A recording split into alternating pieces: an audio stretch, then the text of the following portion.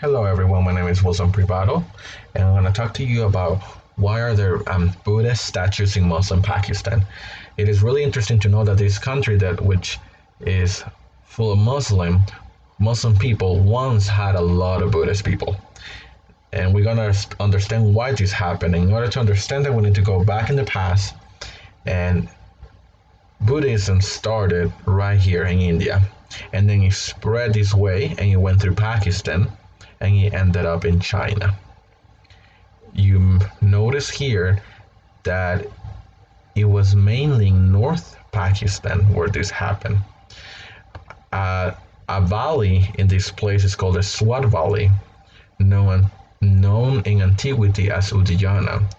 Now, there are many archaeological sites from the Buddhist area in Swat. And this means, like, if you remember in the book I Am Malala, she mentions how in that area she liked to go to the places like where a lot of these statues were. And that was because it spread through this way. Now, who was in charge of doing this? Well, it was Ashoka, which was a great emperor. Now, he is known as one of the greatest emperors that India ever had, and he is the one that spread Buddhism across ancient Asia. However, he wasn't converted in Buddhism at first. There was an experience that he had that made him have that change of heart. On one occasion, Ashoka waged a destructive war against the state of Kaligan, which he conquered in about 260 and also 263 BC. Now, he converted to Buddhism after he witnessed the mass death of the Kaligan War. There were around 100,000 deaths and 150 deportations. And that made him realize that probably the way that he was conquering was the best one. He had kind of had a change of heart. And that's why he converted fully to Buddhism. He wanted to have a righteous life. And actually after that, he taught people to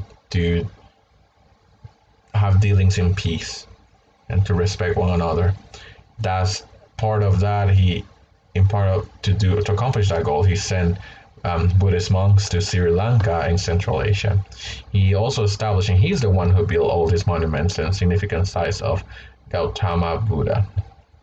Here's an example of a statue. You may notice that there's deterioration. In fact, these statues were attacked in 2001 by the Taliban. He is a great example for the Buddhists of someone who had a lot of enlightenment. As you can read here, he is the one who attained full Buddhahood and shared his insights to help sentient beings end rebirth and suffering. And that's why Ashoka built many of these statues to remind the people the kind of life they needed to follow. Like I mentioned previously, now many of these statues were actually destroyed. Some of them partially destroyed by the Taliban. However, they're rebuilding them and they're trying to preserve the ones that are still there. They are really large in stature, as you can see here. They are in an elevation of 2,500 meters. There are many sizes. And this is located in here, the middle of Pakistan, but like I said previously, there are many spread all over Pakistan, mostly in the north part. Now, many Buddhists in Punjab converted to Hinduism later, the ones that were left, and the people after the partition of Pakistan in India, the people that were Buddhists that were left in Pakistan just immigrated to India. And as you notice now, India, mostly people from the Hindu religion, and there's some spots here in green that indicate the Muslims are there, and Buddhists are this yellow. So they are spread mostly in the north and some sites here. So that's why Pakistan still have some of those statues, because of Ashaka, who once ruled all that area, and he was converted to um, Buddhism.